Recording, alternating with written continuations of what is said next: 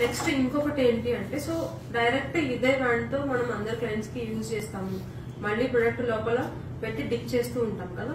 So product అనేది దీంట్లో కొంచెం డిస్టర్బ్ అవుతుంది, అది అంత హైజీన్ గా కూడా ఉండదు. సో అందుకోసం మనకి కొత్తగా మార్కెట్ లోకి అవైలబుల్ ఉన్నాయి డిస్పోజబుల్ మస్కరా అప్లికేటర్స్. ఓకేనా. So single time use product ఈ బ్రాండ్ తో కాకుండా ఈ బ్రాండ్ ని డిప్ చేసి లాషెస్ కి అప్లై చేసి వాళ్ళ లాషెస్ కి సో త్రో చేసేస్తాం. Just use and throw. మళ్ళీ నెక్స్ట్ క్లయింట్ కి మళ్ళీ వేరేవి తీసుకుని మళ్ళీ యూజ్. ఓకేనా.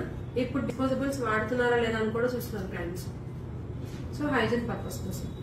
సో మనల్ని ఎందుకు చూస్ చేసుకోవాలి క్లయింట్స్ అని ఇదొక మీరు రీజన్ చెప్పొచ్చు. మేము అన్ని కూడా డిస్పోజబుల్ థింగ్స్ యూజ్ చేస్తాం madam, so you are in safe hands అని చెప్పొచ్చు. అంతే కదా.